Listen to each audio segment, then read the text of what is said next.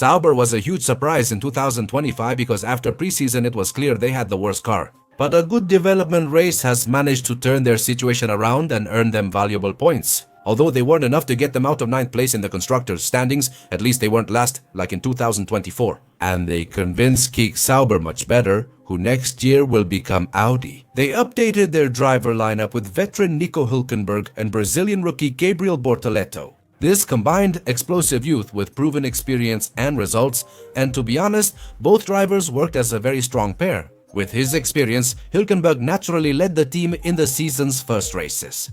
The car had the impossible mission of scoring points, and even so, it took advantage of the chaotic Australian Grand Prix to get its first points of the season.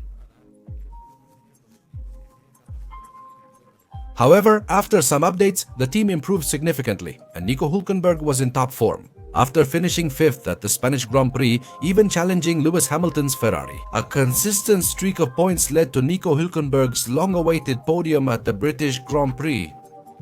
The first of his long career, which has felt like an eternity since then, as the rest of the cars on the grid kept getting upgrades, Sauber could no longer score points so easily. Still, Hülkenberg scored points more often during the season, maximizing his car's potential. In a brilliant year for him, waiting to see if things can improve when the Audi era arrives in Formula 1. Bortoleto didn't score as many points but still delivered strong performances, especially where he excelled. The Brazilian. During qualifying, as I mentioned in my preseason prediction, I wanted him to win the duel. Well, if the Sauber couldn't score points. His natural speed gave me confidence, and I was right, as he decisively beat his teammates several times in the time trials. Let's remember, this being his first season as a rookie, when the car was there, he was able to take advantage and score several points, less consistently than Hülkenberg, but doing so with authority. And he could have clearly been in the running for Rookie of the Season. For me, his performance drop in the last 4 races, especially the accidents, really affected my view. However, he still showed speed and quickly adapted once he understood the car, allowing him to score valuable points. His rookie season proved Sauber made the right choice signing him, and with more experience, Bortoleto could become a major figure in Formula 1.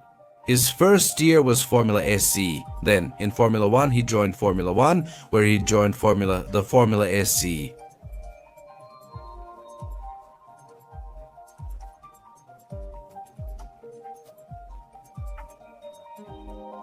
They raced together in all 24 events that year. Of 24 races, Nico Hülkenberg's top finish was 3rd at the British Grand Prix, while Bortoleto's best was 6th at the Hungarian Grand Prix. This means 1 point for the German.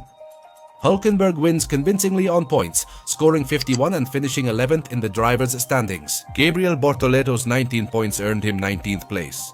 In qualifying, Hülkenberg and Bortoleto are tied 12-12. And in the race, the duel is also similar, but this time with 12 in favor of Hülkenberg and 10 in favor of Bortoleto. So it's a point for Nico Hülkenberg. In the end, the clear winner of this duel is Nico. I have to admit I was wrong in my prediction, though in my defense. I didn't expect the car to be able to evolve to be able to score points more consistently once this car had the potential. Bortoleto couldn't do much against Nico Hülkenberg's experience. Still, as I said, I was right about one thing. Bortoleto's natural speed was surprising, and if he learns to translate it into race results, he could be very dangerous for Hülkenberg in the coming years.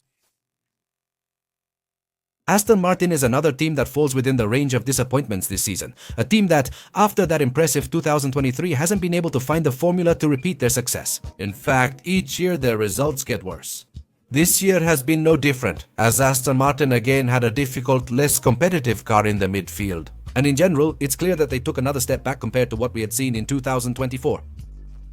The team's duo, Fernando Alonso and Lance Stroll, remained unchanged, and for the 3rd straight time, we must see who performed better. Although it's more than obvious who took the victory this season.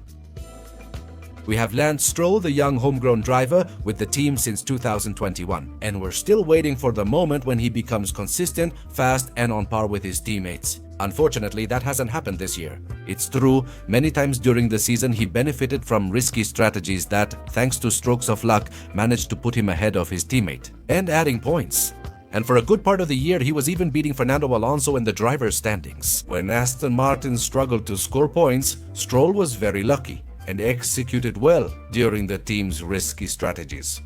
But once things changed and the Aston Martin was more capable of fighting for points, what we saw was Alonso completely dominating Stroll. He was less consistent than the Spaniard at scoring points and in qualifying. He was often disappointing because when Fernando Alonso achieved incredible results and managed to get into Q3, he was eliminated in the early rounds and in the last positions. And in general, I don't think there's much more I can add. We keep seeing a Lance Stroll who simply doesn't convince and who isn't able to be on the same level as his teammates. And because of this, he usually gets frustrated as a result of not understanding where he's failing when trying to get the speed that his teammates get. Alonso, for his part, once the car was able to score points, made sure to take advantage of most of the opportunities that life put in front of him. He turned his strong qualifying into results, holding on even without the right car. And he turned those results into points, often using the tactic of forming trains where no one could overtake him. He was unbeatable in qualifying against his teammate, and his results were much more impressive when it came to scoring points. As always, Alonso was reliable, and even though for a good part of the season he was behind Stroll in the driver's standings, when he had the car, he increased his chances to score points and turn the standings around. He was much more effective and proactive in scoring valuable points for himself and for the team. Despite this, they end a disappointing year for the organization, but all focus is now on 2026. But if that doesn't work, this team will have to rethink a lot of things, because with all they've invested, they can't afford to keep being slow on the track and lacking results. But anyway, let's move on to the direct details to analyze who was the winner of the battle within the Aston Martin team. The two shared the track in only 23 races of the season. Stroll missed the Spanish Grand Prix because of a hand injury from earlier races. Stroll's top finish was 6th in the Australian Grand Prix, while Alonso's was 5th in Hungary. Alonso scored 56 points for 10th in the driver's standings, while Lance's 33 points put him in 16th. Fernando dominated Stroll in qualifying, beating him 24 times in every session except the sprints. Fernando Alonso finished ahead of Lance Stroll, though Stroll put up more of a fight this time. Alonso won, beating Stroll 15 times while the Canadian beat Alonso 8 times. It was expected that Fernando Alonso would win this battle, though the car wasn't up to the task. The results weren't what was expected, but even so, El Nano wins again by a landslide. His teammate, who simply and plainly doesn't rise up or show the potential his father wants to see in him. Hopefully in 2026 they can finally reach their goal from 2021 to be a team that consistently contends for wins and podiums. Because what's happening with Aston Martin, if they don't manage to improve, is a disaster, just like the modern version of Toyota. Williams showed the most improvement in quality from their 2024 finish to their 2025 finish. Despite focusing early and limiting car updates, the team is preparing for 2026. And the pressure from their rivals. They were the top midfield team, finishing 5th in this year's constructors' standings. The drivers were Alex Albon, with the team since 2022, and Carlos Sainz, who joined after leaving Ferrari abruptly. This duo was very strong, as it combined the reliable Alex Albon with the very fast Carlos Sainz. He needed to adapt to the car during the season to help maximize his team's results. Interestingly, both drivers have had very similar seasons. Albon, for his part, had the experience of knowing the team and was completely familiar with the car he was driving. We knew that if Albon was comfortable with his car, he could be a valuable asset and score many points, at least in the first half of the season. This is what was happening. Albon was the only one getting very good results, consistently scoring many points, often for finishing in strong positions like 5th place in Australia, Miami and Imola. And in the driver's standings, he was beating Carlos Sainz, but once the European Tour ended, his pace collapsed. He failed to score points in regular Grand Prix, earning only 3 from the United States Grand Prix sprint. But those were poor results, with no points or pace. He struggled in qualifying, getting eliminated early in the rounds and during the season's second half. It felt like we were seeing a totally different Alex Albon compared to earlier this year. Supposedly, in order to get the maximum potential out of the car, Williams experimented with ultra-aggressive setups that didn't particularly suit his driving style. He couldn't adapt or regain his feel for the car, which ruined what had been a great season for the Thai driver. On the other side of the garage, the complete opposite was happening. Carlos Sainz's season began with poor pace and terrible luck. Albon was outperforming him race after race, and we saw Carlos Sainz completely disconnected from the car and making mistakes several times. His adaptation was slow, but once he adjusted, he was as devastating as ever. The end of his season saw a few scoring chances with Williams, but when he did score, he earned a lot of points. In fact, he managed to get on the podium twice in the season at the Qatar and Azerbaijan Grand Prix, and he finished with very good results, like finishing 5th in Las Vegas or 3rd in the United States Grand Prix Sprint. There were only a few races in the points, but they were extremely efficient, making the most of those aggressive setups that particularly suited his driving style perfectly. His adaptation came very late, but when it did, the way he achieved the results was outstanding. And he was only 9 points away from winning, despite his terrible start to the season. Now let's examine the most direct data from the battle within Groff's team.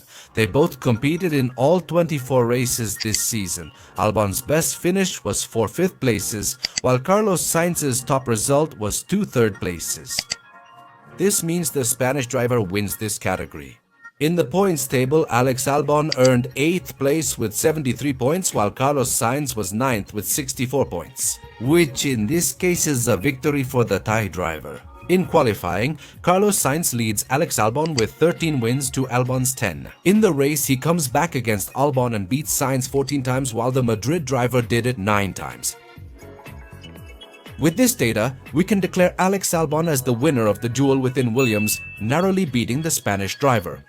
Although it's true, he was close to losing with that horrible end of the season, but the advantage he gained at the beginning of the year allowed him to hold on and completely win the duel.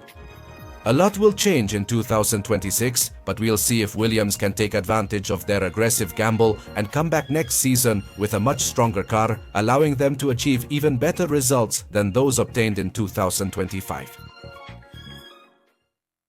Red Bull Racing again takes 3rd in the drivers' standings after a turbulent year marked by internal scandals following Christian Horner's departure. There were tense times like when the car struggled, but a strong comeback nearly got Verstappen the win, missing by just 2 points. Red Bull's 5th driver's title featured 2 pairs, the first being Liam Lawson and Max Verstappen. Lawson was soon dropped for lack of results, and Yuki Tsunoda replaced him for the rest of the season.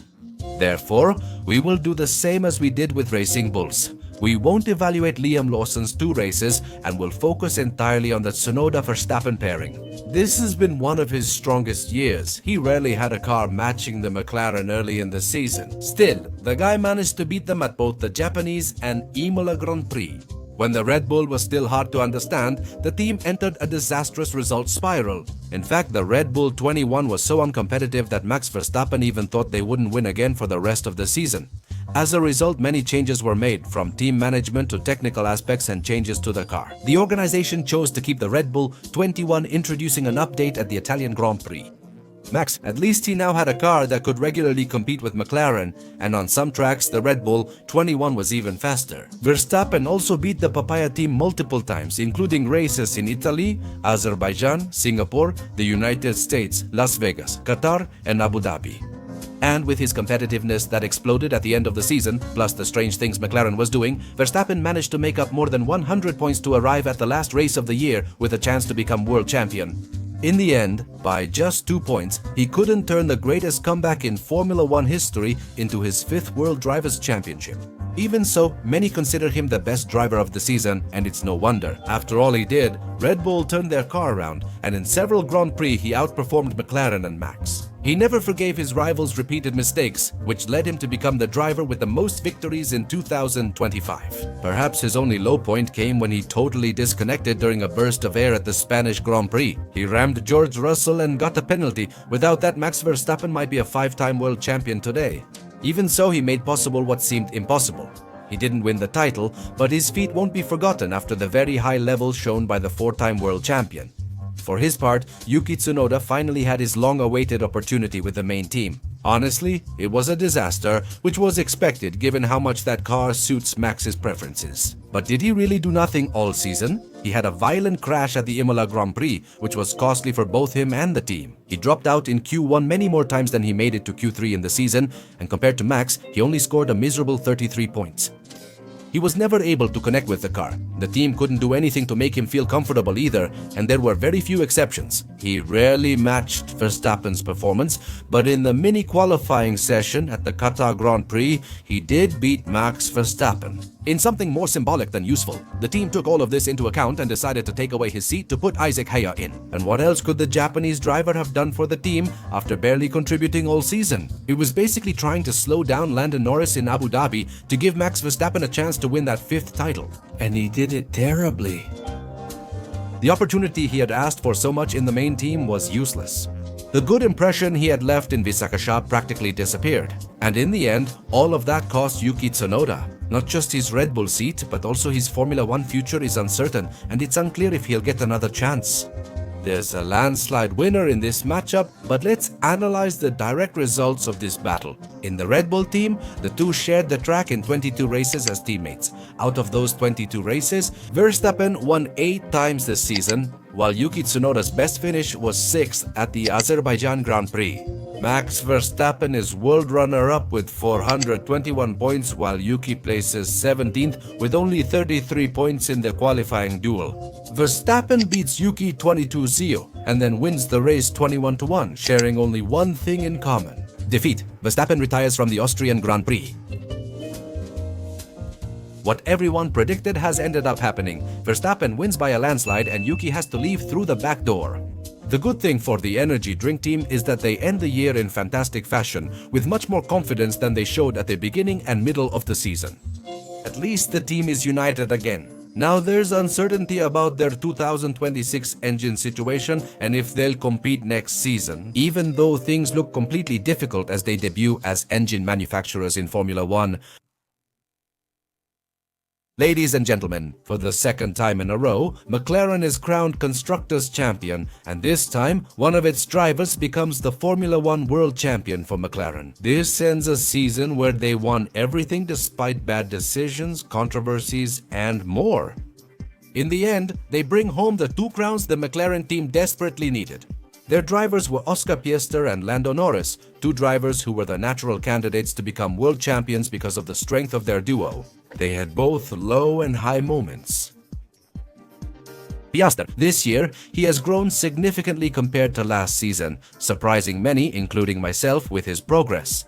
He improved his qualifying pace, consistency, speed, race performance, and tire management, essentially transforming his driving to a much higher level. In 2024, as I said, many of us didn't expect such a leap, especially with everything he had to fix from 2024 to 2025.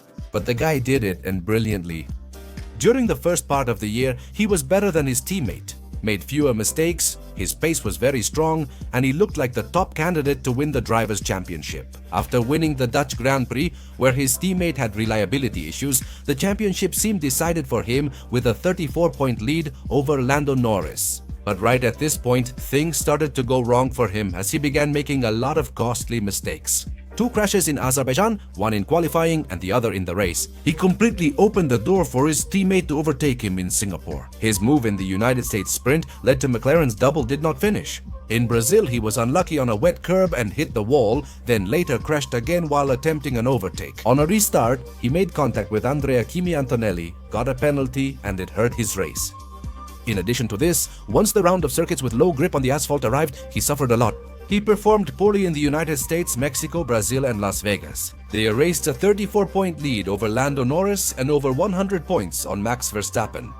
He was also unhappy with team decisions, like being asked to give up his position to Lando Norris after a pit lane mistake. And when he believed Lando Norris's contact was unfair. In the Singapore race, he thought his teammate unfairly overtook him by bumping him. All of this led to significant distrust in Piastri, who collapsed in the final part of the championship. And yes, I know that many people believe they sabotaged Piastri, which to me doesn't make the slightest bit of sense. Honestly, I don't plan to argue with anyone's prejudices. People can believe what they want. But what I personally believe is that Piastri had a series of disastrous results, many mistakes, a lack of understanding to adapt his driving style to circuits where it was useless due to low grip. And that, generally speaking, is what handed his teammate the victory and the driver's title on a silver platter. For Verstappen, it also cost him the runner-up spot, which could have been a consolation prize. Lando Norris, for his part, became the world champion of the 2025 Formula 1 season. In a year where he achieved his greatest life dream at 26 years old in a season that has been anything but easy and, of course, far from perfect. He struggled with the car in the first half of the season and felt very uncomfortable, while Piastri was very comfortable with the single-seater. In the first races, we saw a Norris who was not sharp at all, with accidents like the one in which he was leading in Saudi Arabia. For example, when he hit Oscar Piastri's rear wing at the Canadian Grand Prix. And regarding pace, it felt like Piastri could get much more performance out of his car than the Brit could. His first half of the season wasn't as strong as his teammates, though he had highlights like wins at the Monaco and Austrian Grands Prix, including a brief battle with his teammate and a flawless race in Great Britain, where he took advantage of a penalty given to Oscar Piastri to end up winning at his home Grand Prix during the first half of the season. Norris was clearly uncomfortable with the car, saying he disliked the front end's response. Therefore, his team developed a suspension that clearly solved the problem, leading to a much better second half of the season. Despite this, he still had a retirement due to a reliability issue at the Dutch Grand Prix, where many already thought he had lost the title. Even more so, considering that by that point in the season, the Red Bull was more capable of challenging them. And everyone believed at this point in particular that it was the end of Lando Norris's chances of becoming world champion. At the end of the season, Lando finally showed his best and secured the title. He was consistently strong from the Singapore Grand Prix to Abu Dhabi, perfect races like Mexico or the strong-paced weekend in Brazil. And he took advantage of all the mistakes his teammate and rival Max Verstappen made to turn the Drivers' World Championship around and pull away from Max Verstappen. Despite McLaren's double disqualification in Las Vegas, where the result had nearly secured the Drivers' World Championship, they failed. Then, with strategy, at the Qatar Grand Prix, the guy didn't succumb to the pressure, he kept looking comfortable with the car, and he didn't make any mistakes. That could let Max Verstappen or Oscar Piastri win the title in the final races. When it mattered most, Lando became his best self. This was enough to secure the World Drivers' title and the World Champion crown in 2025. This duel was defined by its moments. Times when Piastri felt more comfortable with the car, leading to improved results, and later, when the tables turned, Lando was most comfortable and made fewer mistakes, while Piastri made more. The moments and driving mistakes ultimately decided the winner of this 2025 battle, the closest one of all we had on the grid of the Grand Circus. To wrap up, let's move to the direct stats of the Papia duel between Lando Norris and Oscar Piastri. Both of them shared the track in all 24 races of the season, and in those 24 races, both achieved 7 victories. As his best result in the points table, Oscar Piastri scored 410, which earned him 3rd place, while Lando Norris scored 423, which earned him the World Championship. The qualifying duel ends in a tie, with 12 victories for each, and in the race duel, Lando Norris wins by taking 3 head-to-heads compared to the 10 personal victories achieved by the Australian driver. This duel was very close. As I told you, mistakes and momentum shifts were what ultimately decided the outcome at the end of the marked season. There were some highly controversial moments that could have changed history, such as the Qatar disaster, the Italian Grand Prix team order, or the Las Vegas disqualification. So we had a McLaren that could have easily taken the Drivers' Championship if it hadn't been for a philosophy with many flaws and completely questionable decisions. Lando Norris ultimately won, making a comeback in the championship after he did not finish in the Netherlands to claim the Drivers' World title. We don't know if he'll have the chance to repeat it, but he had the opportunity to seal it by having a very solid, very strong end of the year without making mistakes. And all of that earned him the ultimate prize in the Formula One World Championship. And that's the end of our video on who beat their teammate in Formula 1 2025. But this is where I ask you, who stood out to you? In the different battles we've had on the grid, which pairs did you think were the strongest? Which battles did you expect to be closer? And which battles do you think could have been resolved differently? Let me know all your opinions in the comments section. Without further ado, I say goodbye by telling you that if you like this video, give us a thumbs up. Subscribe to this channel, turn on notifications so you know when I'm uploading a new video, and share this one too. Please follow us on Instagram and Twitter using the links in this video's description. And I'll see you next week for the first part of historic Formula 1 campaigns, the 2006 season. Thanks for tuning in. See you later.